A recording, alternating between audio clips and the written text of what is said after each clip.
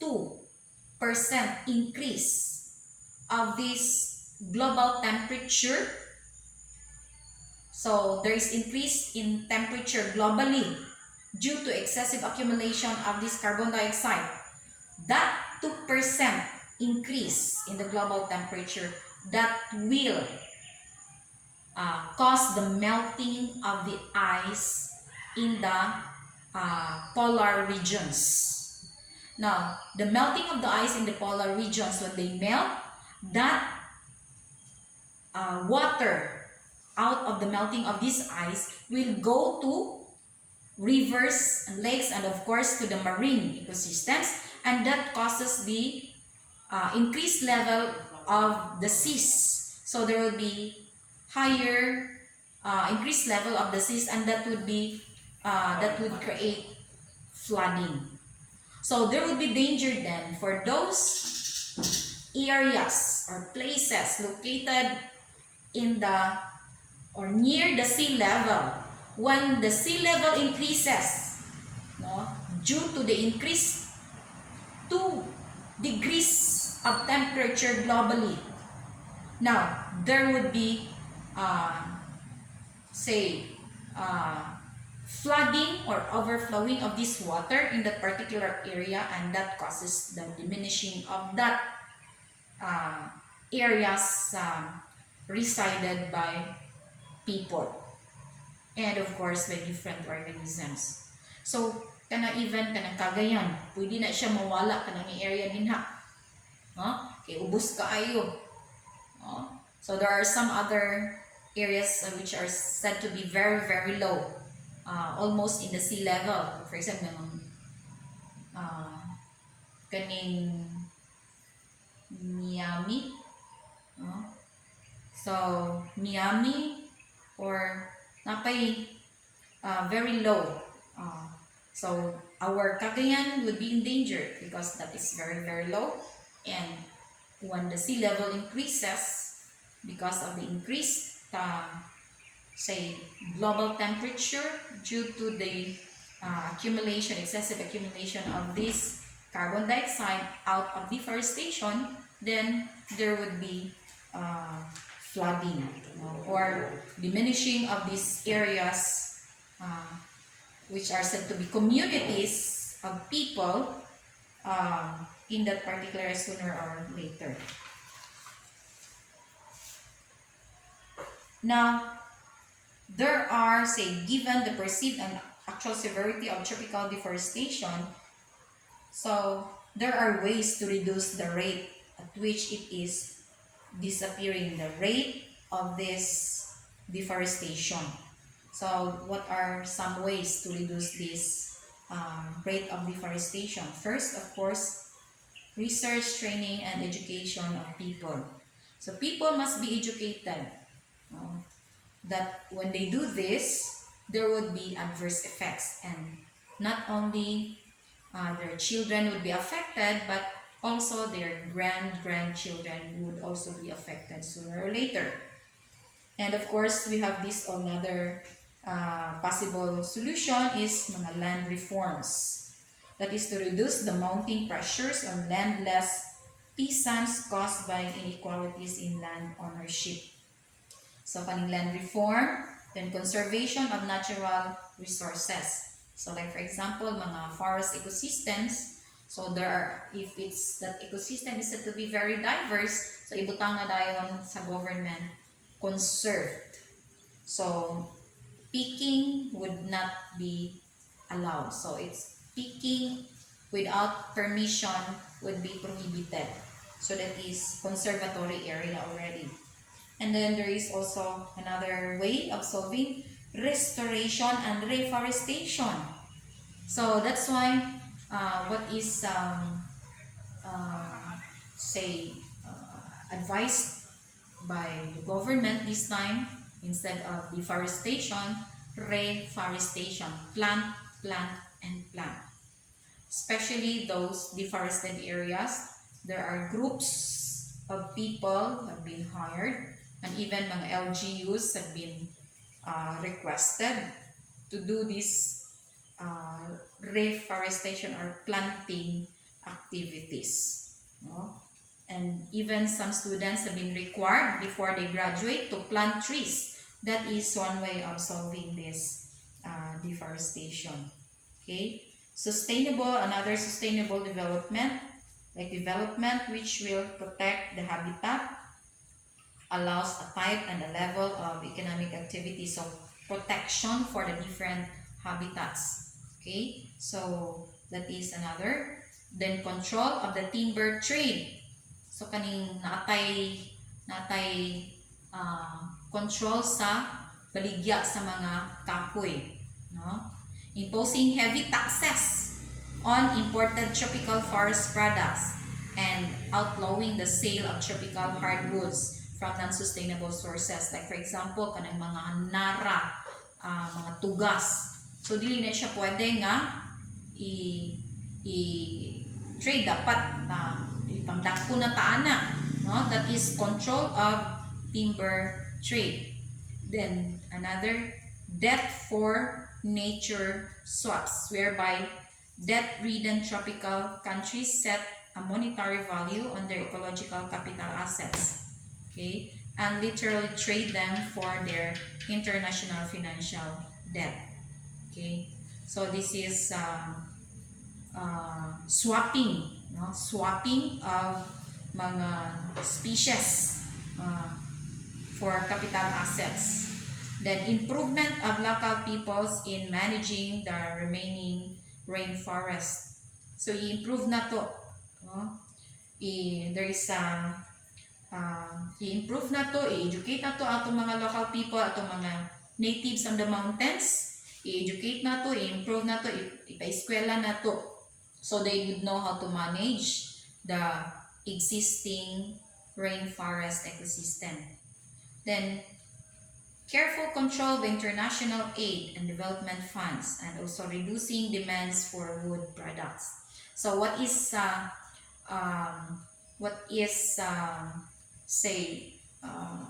advice this time is to reduce the use of wood, mga wood furnitures, or maybe that's why natay mga plastics na mga furnitures, or i-reduce into, in the construction of buildings, say for example, yung ng concrete. So that is reduction, concreting of the buildings, that is, or even mga houses. So, discourage ang, kaning formation of or building of wood houses and buildings. As much as possible, it is their advice to use mga concrete materials, steels, cements, instead of wood. So that is one way of solving that problem. Now, another activity of man is the secondary rainforest formation. What is the secondary forest? Now, this is actually, say for example, the tropical rainforest had been destroyed, could be by fire or deforestation, then pwede siya mga shrubs, no? Pwede siya tamnan ng mga shrubs. When secondary forest, instead of trees, mga shrubs na lang, no? So secondary forest should not be dismissed as useless shrub or scrub. All but the youngest secondary forests are probably effective at preventing soil erosion, regulating water supply, and maintaining water quality. They provide refuge for some flora and fauna and can provide a source of timber, or in addition, secondary forest regrowth can have a profound effect on water resources. So, kaning formation of secondary forest, meaning dili na gyud kay siya katong baga na kay ng mga forest. So this could be kanang mga ordinary trees, dili gyud kaayo that mga dagko kaayo. So they are still encouraged, no? So that's what men would be doing to replace those secondary, say primary forest. Okay, so that would still prevent erosion. Okay, naman siya gihapon yung mga trees pero dili na katong mga not anymore with those large trees. But that secondary forest, it would be very hard to have that primary rainforest ecosystem. It takes years and years to form that. But for the meantime, you can still that forest ecosystem with only those species of trees or maybe shrubs that will grow in a shorter time. And that would still help prevent soil erosion. And of course, that would serve as refuge for some flora and fauna. Refuge sa mga plants, some plants say that depend on say for example sa mga shrubs or sa mga trees, and then also those mga birds, mga insects, mga reptiles which are dependent on the forest. So that will still help. Okay, so it should not be discouraged. Now, the human role in the creation and maintenance of savanna. Now, savanna, as I mentioned a while ago, this has been created by fire. So, accordingly, the formation of this savanna would due to human activity. Okay, could be through fire, fire formation. Now, the importance of fire in maintaining and originating some savannas is suggested by the fact that many savanna trees are fire resistant. So, many species of these trees grown in savanna are said to be fire resistant. Dili dayon sunog tanan-tanan. Periodic fires maintain the structure of savanna by preventing the transition to dense woodland or forest, and fire differentiates between areas with high and low tree cover, especially in rainfall. Regions with rainfall between 1,000 to 2,000 millimeters per year. So that is one advantage of fire, that sooner or later creates trees that would grow and form into savanna. Okay. The spread of desert vegetation on desert margins. Another activity of man is the spreading of the desert vegetation on desert margins. One of the most contentious and important environmental issues of recent years has been the debate on the question of the expansion of deserts. We term that desertification. I-expand ang desert.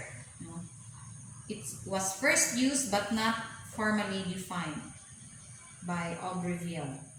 Okay. The spread of desert-like conditions in arid or semi-arid areas due to man's influence or to climatic change. So that is desertification. Desertization, meaning the spread of deserts due to human activity. Nahimo ng deserto. So what contributes? Yung nahimong deserto, of course, kaning cutting. The removal of mga trees, then later on, mawala na siya, deserted na siya, because the soil may no longer be, or say katong grazing, heavy grazing, the soil richness would be affected because of the continuous trampling of the grazers. So that would soon lead to expansion of deserts or desertification. Okay. Now, desertification is the main environmental problem of arid lands. which occupy more than 40% of the total global land area. Okay? And that threatens around 3.6 billion hectares, meaning 70% of potentially dry lands, or a quarter of the total land area of the world. So there is no danger of desertization. Okay? Desertification. So that is the main environmental problem. Okay? So that is because of human activity. So one that contributes, of course, kaning wood cutting. It's a serious cause of vegetation decline around almost all towns and cities of kaning mga different areas of Africa. Okay? And that leads to expansion of the deserts. Okay? Now, there are some examples of causes and results of desertification. Now, you just read that. It's there in the module. It's tabulated. So you have what triggering factors, like for example, the direct land use, and then ang result is physical processes affected. And then what else? Exclusion of fire. Ang result promotes artificial establishment of savanna vegetation, loss of soil stabilizing vegetation, so on and so forth. So you read that. And then kaning the maquis of the Mediterranean lands. When you say maquis, these are alternative names of this type of plants. Now, what are these type of plants? Kaning frigana, matoral, macchia, and garrigue. Now, this consists of a stand of xerophilos, mga xerophytic. Meaning, these are plants thrive in extremely high temperature. Non-deciduous. Kag non-deciduous, wala siya na shed off, wala na mahulog ang leaves. Bushes and shrubs which are evergreen and thick and whose trunks are normally obscured by low-level branches. Like for example, kaning oak trees. So, mutang na to ning maquis. Na-classify na to ni sa maquis. Mga oaks. And kaning mga strawberry trees. Now, there is considerable evidence that maquis vegetation is in part adapted to and in part a response to fire.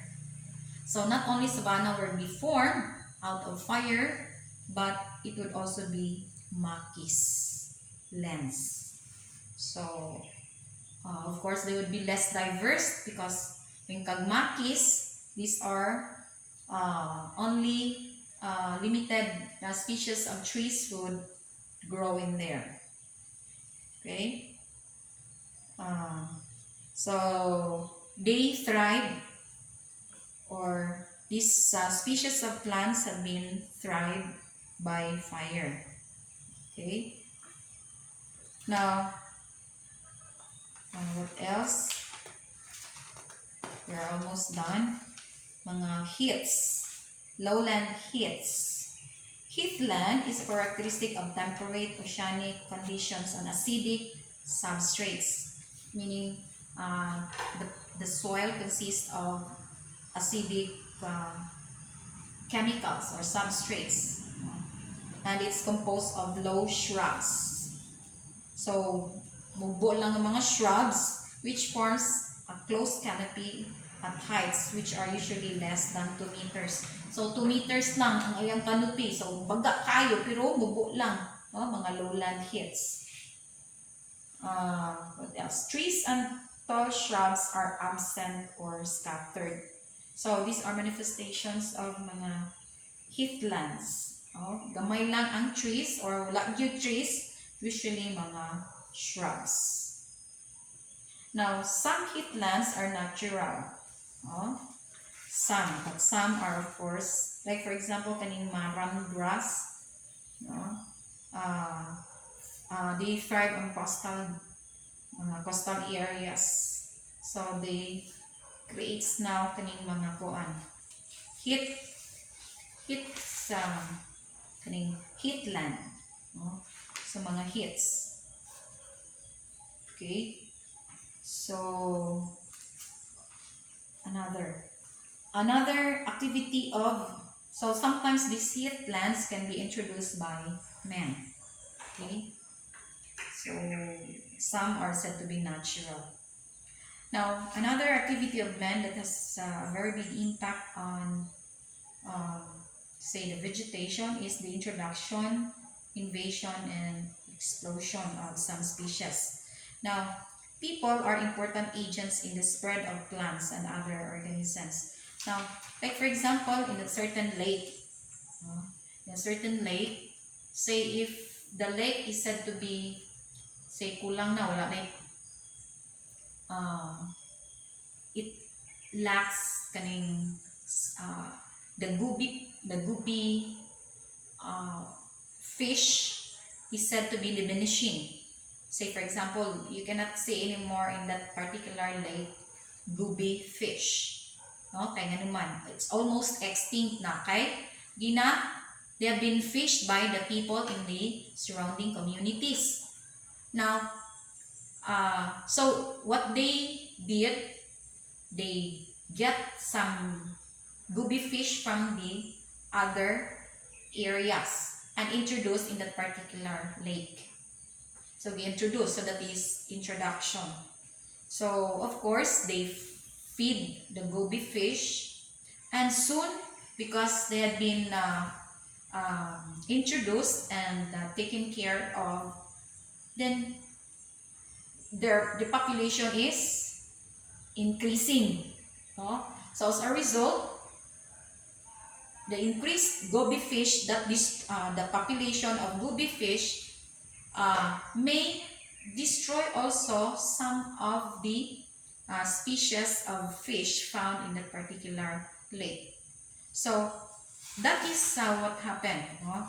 And that say for example, goby fish can be a predator to a particular species of fish in that particular lake. So the result is there would be extinction, or say the some of that prey fish which had been preyed by this goby fish that had been introduced will be diminished. Okay, so the lake would become less diverse. So that is what is happening. So there would be invasion. So na-invade, no? There will be invasion later on of that lake because of the introduction of a new species. Later on, sooner or later, halos wala na yung makita nimo nga species in that particular species of fish in that particular lake except the goby fish. Okay, so that is one problem in invasion or introduction of some species.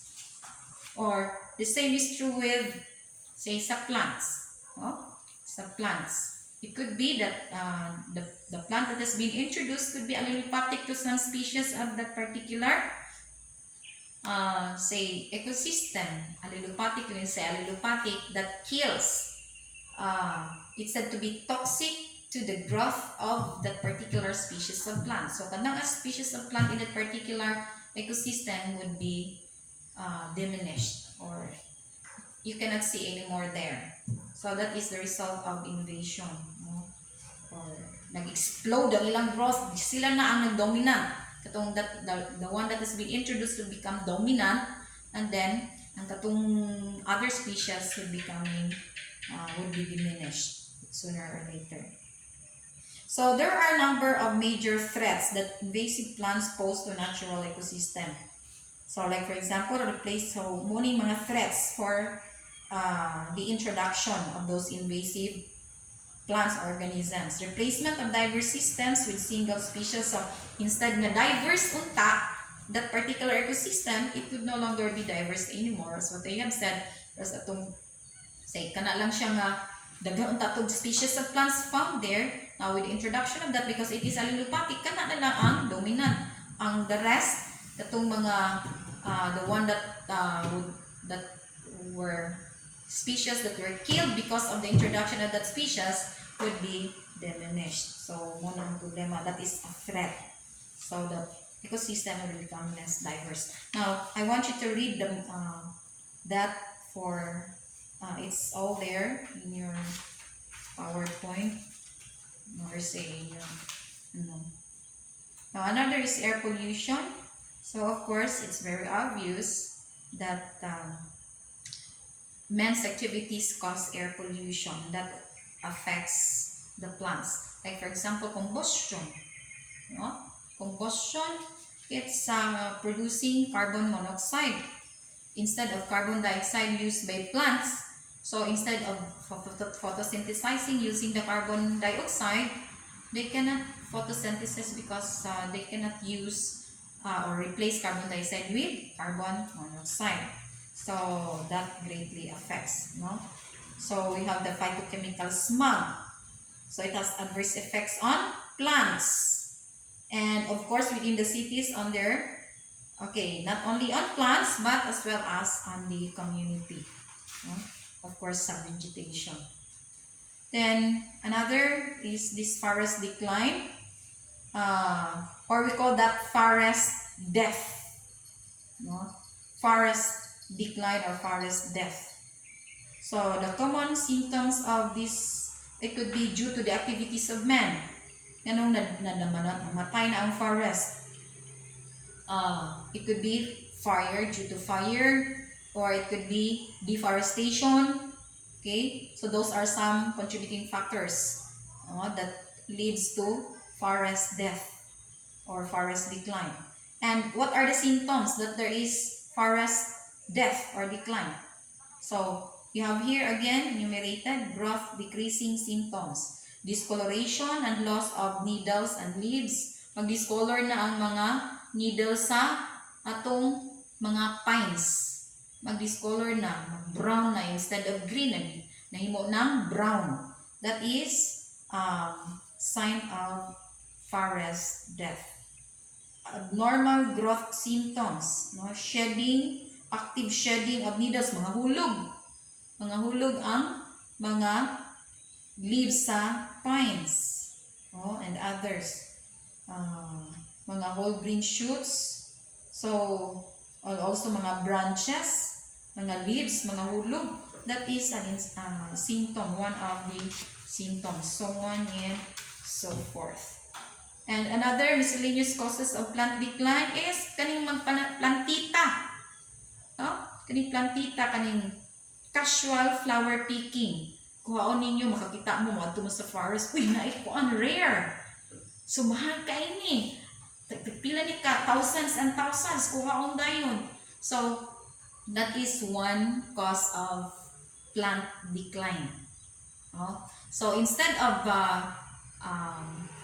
say, natural propagation there in the forest where you have picked those rare plants, ang mahitabo, imunang gibutang sa imong balay. You take care of that.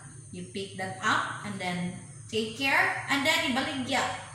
Okay, so that is one cause of plant decline. Mga plantita. So, careful mo mga plantitas. So, that you are one of the causes of plant decline. Then, introduction of pests.